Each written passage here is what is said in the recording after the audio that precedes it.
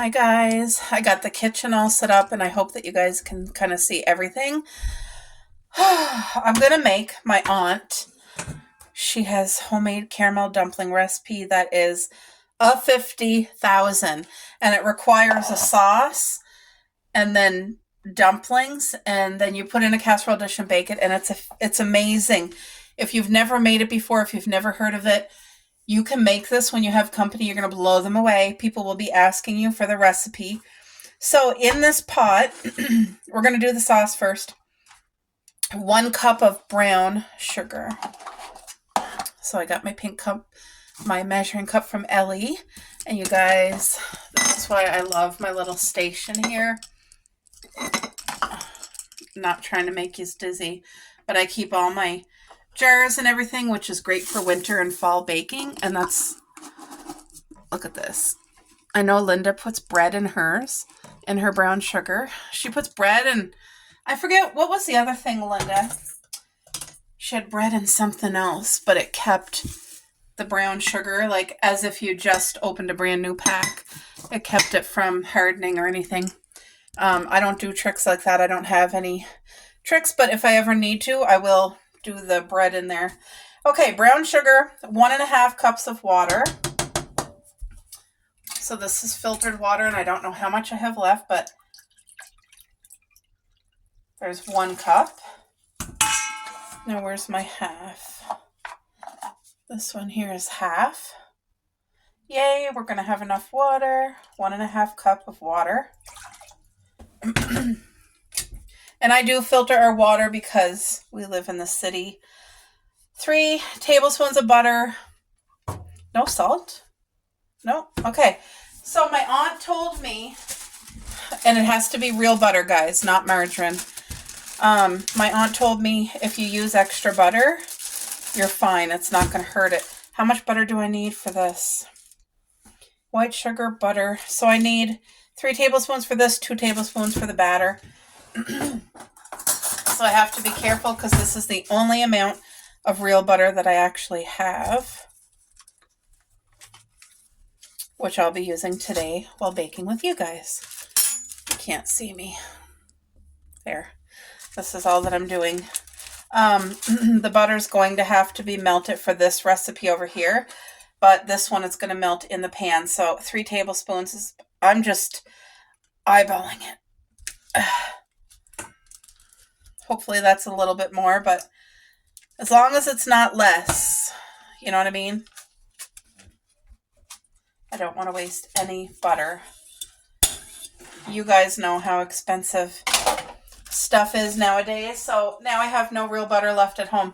But I'm going to melt this right now in the microwave because it needs to be melted. So let's put like, what, 35 seconds maybe? Okay, so I'm just going to start to get this heated. As soon as it starts to boil, you have to stir and you can't stop for 5 full minutes. You got to stay boiling it for 5 minutes. So 1 cup of white sugar, and it's very specific, guys. For the batter, you have to use if you're only using what you have, and if you don't have white sugar, it's not the end of the world, but it says specifically white sugar. Okay, the butter is melted where it's going to be good enough. See, it's melted enough, and I don't want to waste any butter, so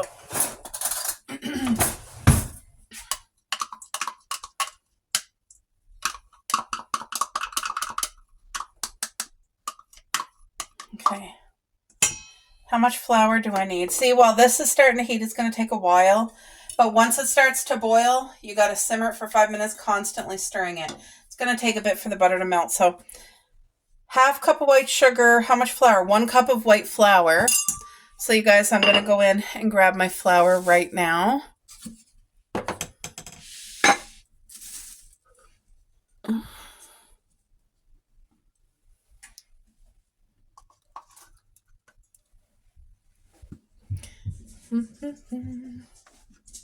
Was it only 1 cup? 1 cup of flour, huh? Wow. Anyway, this makes enough for like a casserole dish. It makes a good amount. And everybody who's ever had this loves it. They love it. This is my aunt's recipe. Credit goes to her. Do they use the bathroom, Boo? Okay. Oh, good. Good girls. Butter. Can I have your milk, please? Flour. A pinch of salt. I don't want to forget any of the ingredients. A pinch of salt. So, to me, that's about a good pinch of pink salt. I know it's going to say vanilla. How much vanilla? It doesn't say vanilla, but you know what? I'm adding vanilla because we like vanilla here. Here, I'm going to give you back your milk, Boo. Here, because how much do I got to put in? Half a cup? Half a cup of milk. There's a lot of ingredients, but anyway, this is lactose-free milk. Sorry about that, guys. My cousin Ellie, she's FaceTiming me, so I'm going to call her right back. Baking powder is the next. So let me just set you guys over here. Put my sign back. I love that sign. It's just from the dollar store. Baking powder. See? Baking powder.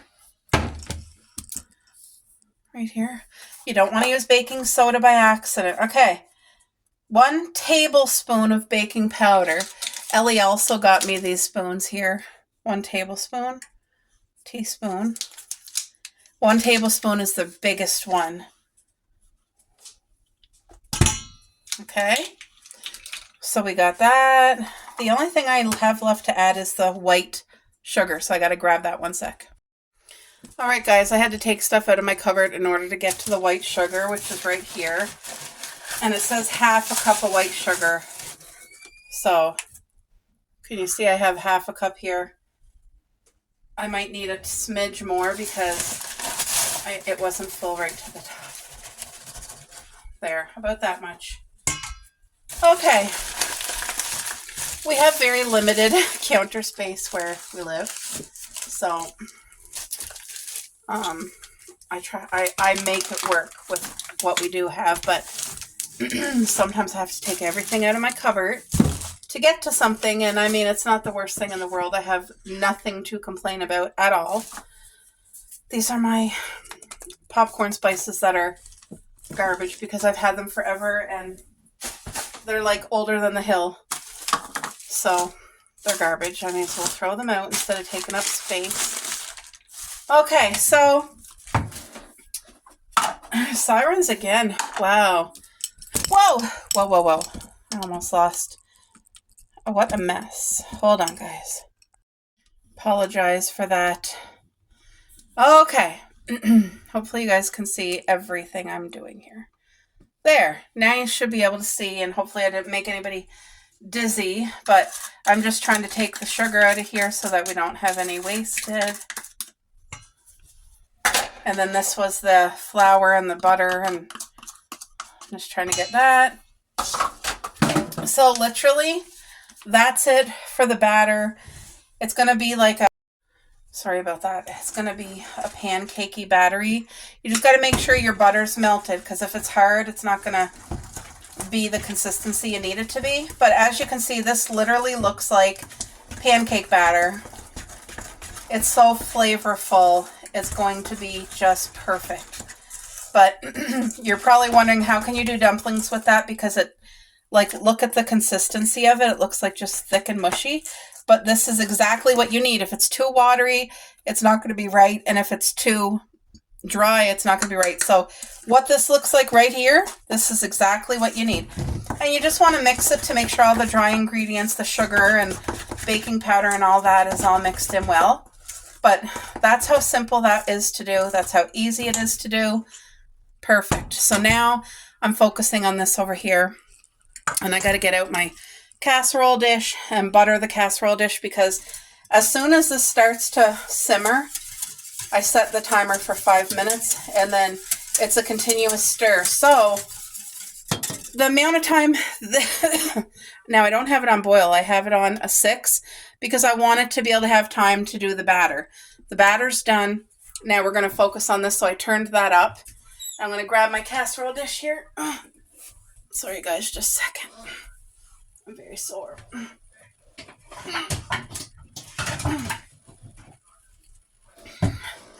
This size right here. Okay. Okay. All you do with this, I'll put yours up so that you can continue to watch everything. Okay, just put, if you have real butter and you could afford to butter your pan here, that would be better. I don't, so I'm just putting a little bit of oil.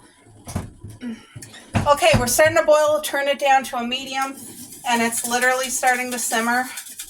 Now it's 5 minutes. What time is it, Boo? Ow, that's hot. Hot, hot, hot. 4:14. What? 4:14. Okay, timer.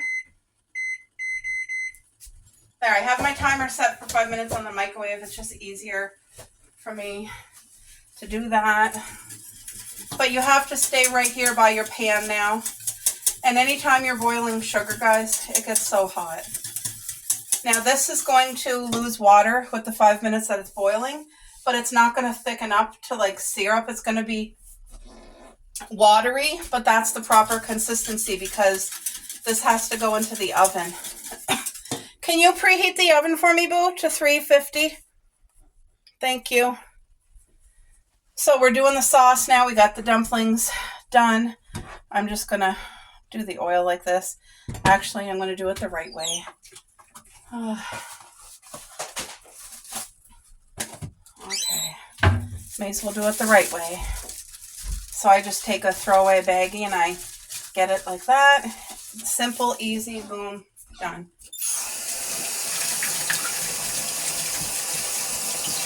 Now I've made this dessert many a times and it's always anybody, like I've made it for gifts for people too, as like a present. And I'm telling you, it's always been appreciated and loved, and everybody who's had it, like as soon as they have it, they're like, oh my gosh, did you make this? Because it's so good, it's hard to believe that I actually made it. Because I'm not a dessert maker. I'm more like a meal. I can make meals really well, but not so much desserts. So I'm just going to give this one last stir because I just moved the stuff from the spoon. But this is the consistency you want. Right there. It's not too watery. And then you just want a spoonful. And you make it, and it's going to be messy, and that's perfectly fine. Okay? Now, just remember to grease or butter your casserole dish. Now, however many of these dumplings you make, they're going to bake up. They're going to rise because we have the baking powder. They're not going to rise like a biscuit. Like, they're not going to get that huge, but they will get bigger than what they are. They'll fill out. And they'll crisp up just beautifully. So we're going to let that keep boiling. Did it stop boiling because I stirred it? It has to be a full out boil. There, it's back boiling again. But, yeah. See, these are decent size ones. And you don't got to try to make them round and perfect. And this dish is best because it is imperfect. It's, oh, Abo, this is a comfort dessert, isn't it? Yeah. Yeah, when my aunt made this for a surprise for me and my husband one time, she dropped it off just as a random gift. It was so thoughtful, and it was the best, and she was kind enough to share her recipe, which I have used and shared, and like, it's not a secret family recipe. If she would have asked me, like, don't share it or whatever, then I would respect that. But I guess when she was growing up, it was the generation where, like, food was very scarce, money was very tight, and this was one of the meals that they would do. I don't know if it was during the Depression, and maybe it wasn't her, maybe it was her grandmother, but it was it was passed down from the family is all that I know. So maybe I'm getting a few details wrong. It could have been her grandmother, actually, the Depression era or something like that. And anyway, she makes it phenomenal. And it's the type of recipe that as long as you follow the recipe, it's going to be a 10 out of 10. Like, amazing. There, so this is like a beautiful rumbling boil. And you want to do the full 5 minutes, guys. Make sure you set your alarm for 5 full minutes. And our oven is heating. You bake it at 350 for 30 minutes. 30 full minutes at 350. It's not going to burn. You want it to crisp up just beautifully. But look, we got a rumbling boil here, and that's what you want. This smells so good. Butter, brown sugar, you can't go wrong. Some people do add cinnamon to theirs, but my aunt never does because cinnamon hurts her stomach. But some people do add cinnamon, and I don't. It's better without it. I love cinnamon. I'm a cinnamon girl, and we love cinnamon rolls, but this is so good that you're not missing it if you don't add it. So, oh, there's 5 minutes. So you guys, simple as that. Just shut your oven. Now, like I said, when you're dealing with hot, like sugar, you do not want to burn yourself because you'll be having a bad burn. Just gently pour it in there. That's all you got to do. And it's going to coat the whole casserole. Now, this is going to thicken up in the oven. It doesn't thicken up on the stove, but it does thicken up in the oven.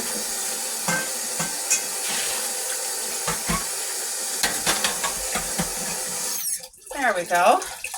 Now I'm going to cook that, and I'll show you guys when it's done, but this is what it looks like now. How beautiful.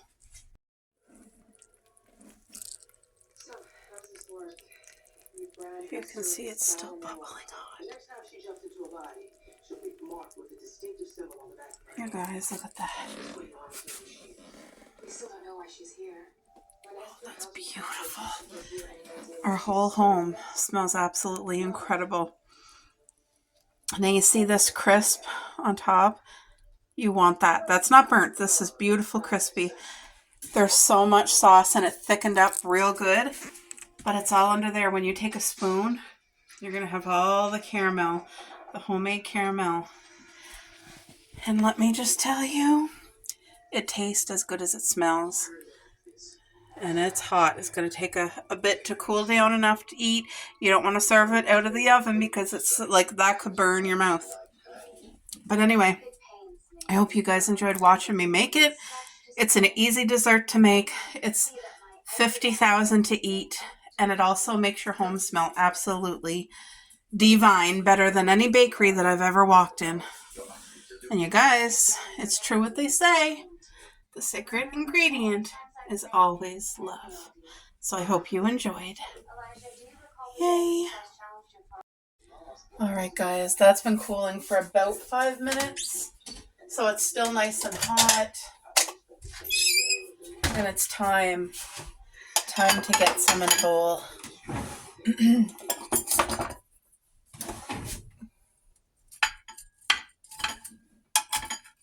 I don't know if you guys can hear that beautiful crisp of the... Oh. You want 1 or 2, boo? 1 or 2?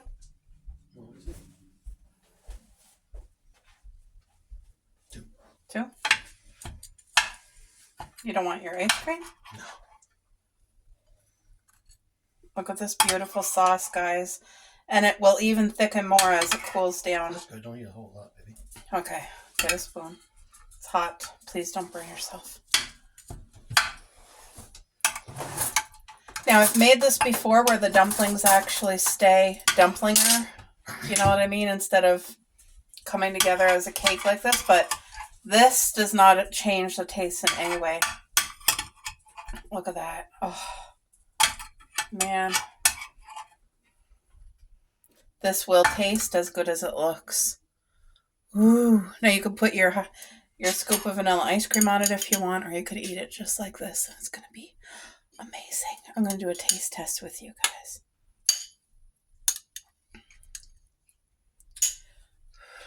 I don't want to burn myself on that sugar. Oh. Mm-hmm. 2 thumbs up, guys. Amazing.